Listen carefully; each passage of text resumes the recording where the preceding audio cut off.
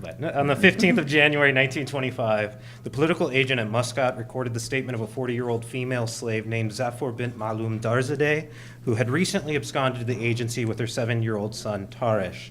So just a quick note on how sort of British imperial structure in the Persian Gulf operated. There were a number of agencies and residencies, one in Bahrain, one in Oman, in Muscat, and one at Sharjah, and then one at Bushehr. And these were generally filled by a combination of consular agents, so British officers themselves, or native agents.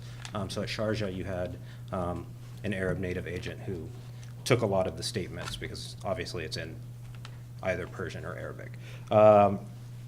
So originally from Dashtiari in the Iranian Mekran, Zafur stated that she had been kidnapped at a young age by two Baluchis who brought her to the Batna coast in modern-day Oman, where they sold her to a woman named Sheikha bint Ali bin Yusuf of Hamriya in modern-day Sharjah. Her master, Sheikha, married her to a slave named Khamis, with whom she had 2 sons and a daughter. Although one of her sons subsequently died, she continued to live in the same household with Taresh and her now 13-year-old daughter, Saluha. When Sheikha died a few years later, Zafur and her children were inherited by one of Sheikha's sons named Rahman bin Saif bin Abdurrahman. Her new master sold her daughter to a man of Ras Al Khaimah, but retained Zafur and Taresh. When she recently heard that her master intended to also sell her young son, potentially separating her from the last of her children, Zafur absconded with her son and traveled 2 weeks by sea to Muscat, where she was now praying redress and manumission for herself and her son Taresh, who was with her, as well as her daughter Saluha. Zafur's story of enslavement, marriage, and family dissolution through sale is not unique in the British manumission statements of the late 19th and early 20th centuries. While the sale of slave children and the dissolution of slave families was discouraged according to legal and customary norms governing slavery in the broader Middle East, the market incentives provided by the Persian Gulf's integration into the world economy during the 19th century and Britain's successful disruption of the East African slave trade from the 1870s onwards spawned slave family management practices that aimed to capitalize on and commodify the reproductive capacity of female slaves. In contrast, female slaves played an important economic role. So in contrast to the rest of the Middle East, female slaves played an important economic role in the reproduction of slave children in the Persian Gulf of the late 19th and early 20th centuries. Unlike other regions of the Middle East, where disruption in the supply of slaves by various abolitionist measures and international agreements resulted in a constriction of demand to luxury slaves, such as concubines, the ongoing productive demand for slave labor in the pearling fleets and date plantations of the Persian Gulf resulted in a different slaveholding patterns and an ongoing demand for both male and female slaves. So one of the characteristics, as Matthew Hopper notes, in the late 19th century is you have sort of a demographic shift towards a greater demand for male slaves as the pearling industry was booming. And the pearling industry continued to boom until the introduction of Japanese synthetic pearls in the mid-1920s, after which you started to see a decline, which became even more precipitous after the Great Depression hit in 1929. So demand was undercut by that. And so that introduced a whole new dynamic of that affected slave holding patterns in the 1930s. Okay, the ongoing demand affected the character of slave family configurations and dynamics, reconfiguring it towards reproductive ends by encouraging marriages between slaves as a means of producing slave children. Consequently, the lived experience of slavery in the Persian Gulf was frequently familial, both in symbolic and biological terms, which simultaneously entailed greater emotional security through familial social bonds and greater vulnerability through the possible severance of those bonds through sale. The fostering and management of slave families also provided slaveholders with a means of exerting control over their slaves by imposing an often intolerable social cost to their absconding. This paper draws on a research sample of nearly 1,000 slave manumission statements in the Indian office records, and testimonies produced by British consular officials and native agents, primarily recorded in the 1920s and 1930s, although the depth of the manumission statements allow, they record incidences and events that had happened earlier than that. So some go back, some of the slaves are quite old, so it goes back to the 1870s, some of them, so they describe their process of capture, the process of sale, all these sorts of things. It allows you to get a little bit more of a perspective in the long term. This paper, okay, so I already just said that. This paper draws on a research sample of nearly 1,000 slave manumission statements. which contain unrivaled information on the character of slave life in the Persian Gulf. These statements and testimonies reveal a tremendous amount of information about the nature of slave families in the Persian Gulf during the 19th and 20th centuries. It would be the late 19th, which have yet to be fully explored by scholars. You have Jerzy Zdanowski, Suzuki, is it Hideaki Suzuki, and a couple of other scholars have sort of started to go in this direction, but nobody has really used the slave manumission statements comprehensively to look at slave management or of families. Like, there's not really been extensive treatment of slave families or slave reproduction in the Persian Gulf. While current scholarship suggests that slave reproduction played a negligible role in sustaining regional slave populations throughout Islamic and Middle Eastern history, resulting from a combination of high rates of manumission and continual supply of new slaves, a significant proportion of the slave population of the Persian Gulf in the early 20th century were born Muwallad slaves, so houseborn slaves. The production of slave children was not an incidental consequence of slave marriages, but was a desired outcome of slaveholders who managed and controlled the sexual lives of their slaves. Such reproduction not only increased the capital body both physically and literally in their slaves, but slaveholders could further augment their capital through their slaves' engagement in productive activities. As late as 1929, Consul General Barrett observed that most of the slaves engaged in the Trucial Coast pearl fisheries, which had, by all accounts, the largest pearling fleets at the time, and which was most dependent actually on the pearl industry, estimated that 7,050 or that most of those slaves are actually slave-born.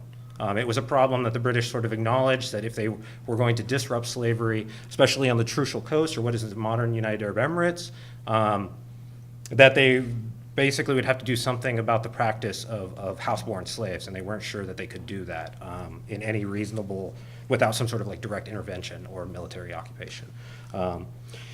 In December 1935, the residency agent, and this is in the middle of the Great Depression, so at this point the population of slaves employed, or the population of divers in general, is greatly decreased as opposed to the previous decade. Estimated that 7,050 slaves are employed in the pearling fleets of the Persian Gulf, which he estimated was about a third of the total pearling fleet of about 21,000 people. He also employs a little bit of questionable math, because he says twice that number are slaves without masters, and it's not really clear what he means by that.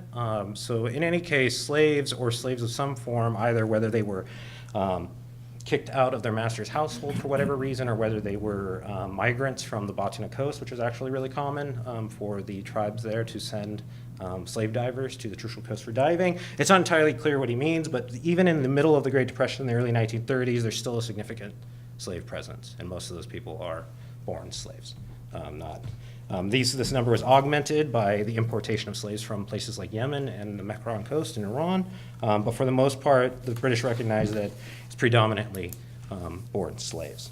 Slaveholder interest in promoting the reproduction of new slaves is demonstrated by slave marriage patterns and slaveholder management of slave families. Of the 982 slaves featured in the available manumission statements and testimonies, 362 either explicitly reported that they were or had been married, or such could be safely inferred from their having children. According to Islamic law, slavers had to consent to the marriage of their slaves, male or female, and it's clear from the manumission statements that a majority of slave marriages were arranged, suggesting that these patterns were not accidental or random. Of these 362, only 46 slaves were or had been married to free people, which is in itself pretty impressive, although this did not necessarily guarantee that the progeny of those relationships would not be themselves slaves. Since slave lineage followed the mother. And so if you had a female slave married to a free person, although you could negotiate the freedom of your children as part of the marriage contract in certain schools of Islamic law, did not necessarily guarantee the freedom of the child. The demographic information provided in the manumission statements and slave cases of the early 20th century Persian Gulf suggests that a significant proportion of the slave population was replaced through sexual reproduction as a result of these slave marriages. In the 982 manumission statements, 184, or 18.7% of slaves self-reported having a total of 374 children. Now, this is sort of a floor and not a ceiling. Not all slaves self-reported having children. Not all slaves self-reported being married. Sometimes the British took an interest in these kinds of things. Sometimes they didn't. It's like the process of recording the statements is often uneven and not necessarily standardized. But in any case, there's a fairly significant number of children being born that may not necessarily entirely replace the population, but significantly, but nevertheless significantly contribute to the continuation of the population. In addition to the 365 children born to slaves in the manumission statements, 431, or a total of 44% of the 982 slaves reported that they were themselves born Muwallad slaves, making them second-generation slaves at the very least. 81 more slaves were or otherwise mentioned slaves that were third-generation slaves. So either they themselves were third generation or their children were third generation. And they had mentioned that their parents were slaves. 4 reported that at least one of their grandparents were slaves, and 77 reported having children that were third-generation slaves, i.e. both their parents and children were slaves. One slave even mentioned having been born to slave parents and having enslaved grandchildren, so that would be fourth generation in that particular case. Kidnapped freeborn slaves were also used to produce new generations of slaves, with 96 of 465 kidnapped slaves reporting to have had enslaved children. The large percentage of slaves reported to having been born slaves not only suggests that multi-generational slave families was a common feature of slavery as practiced in the Persian Gulf in the late 19th and early 20th centuries, but also attests to significantly longer terms of service and depressed rates of manumission when compared to other regions of the Middle East. So just because I'm running behind, just real brief, the norm as it is often described by the British, for example, in the Ottoman Empire or in Egypt, and even by the Iraqi Shia jurist Jafar ibn al-Hassan al-Muhaqqiq al-Hilli, who died in the 13th century, the ideal was to manumit your slaves after 7 years. That was encouraged, which is, at least from the sample that we have, not even close for the slaves of the Persian Gulf. Of the 982 manumission statements and slave cases available, 859 of the slaves served a term of service of at least 10 years, with many others serving much longer. 186 slaves reported serving their masters for between 10 and 20, 275 more for between 20 and 30, 280 between 30 and 40, 93 more between 40 and 50 years, and 33 for between 50 and 60 years. And there's even 8 with between 60 and 70, with even one serving more than 70 years, self-reporting. I mean, these numbers are always a little bit fuzzy because the British are often guessing people's ages, and so it's kind of like you got to give or take a little bit, a few years, and slaves didn't always remember their, like when they were captured, for example. Like they didn't often know their own ages. Beyond the production of slave children, the fostering and management of slave families also served to deter slaves from absconding by socially anchoring them to their master's household. In one revealing example from June 1907, how am I doing on time? About 1 minute. Okay. All right, I will try to rush through the story. In one revealing example from June 1907, the British political agent of Kuwait recorded the statement of Abdullah, a 30-year-old slave of Abyssinian origin who had taken refuge at the agency seeking manumission. All right, maybe it's a little bit faster if I just summarize this rather than reading it. What ends up happening is he ends up going to the political agent at Kuwait and complaining that his master abused him and that he had received a manumission certificate from Berbera. And it turns out he was lying. He hadn't received a manumission statement from Berbera, but his master, he had absconded previously, and his master had coaxed him back with the promise that he could work for his children and for his wife, right? So his wife and his children were unable to abscond or were unwilling. It's unclear. We don't really get a lot of information about them, but he ends up returning, and at that point, his master tries to sell him. So he tries to capture him and tries to sell him. He escapes again. He goes to the British. He makes up this story of having already been previously manumitted by the British. Turns out it's not true. So the British, who generally tried to make arrangements that would allow them not to intervene too much or cause any bad ill, sort of negotiates an agreement in which the master demands that he divorce his wife, which he does in front of 4 witnesses, and he sort of kicks him out of his household. He's just like, okay, fine, you're free. Like, get out of here. He comes back the next month and rejoins his master's household. with his. So in not only, just to conclude, I didn't get through nearly as much. I'm a little bit too optimistic on things, apparently. Not only were female slaves in the Persian Gulf engaged for reproductive labor, in the sense that they were put to use through slave family managements to create new slaves that were then the property of their owners, and which were often, or not uncommonly at least, sold. It's ultimately hard to tell how many of the overall slave population was subjected to this kind of treatment, but at least in the sample that we have of people making complaints, children were sold, sometimes at very young ages. Furthermore, the practice of marrying slaves and managing slaves allowed slave owners to incentivize slaves to remain when they otherwise would have run away due to ill treatment, for example, abuse, for example. There's quite a few manumission statements of people complaining about abuse for often years, and they stuck around because of their wife and kids, right? And then as soon as the master threatens to sell either them or their wife or their kids, they're out of there. It breaks the social anchor and they're gone. They abscond almost immediately. Usually the inciting action is some sort of sale of a family member.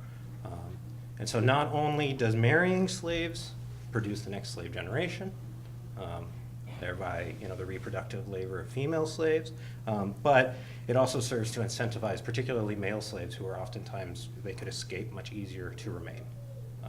And they use that more conscious, or quite knowingly. I wish I could get more into that. Sorry.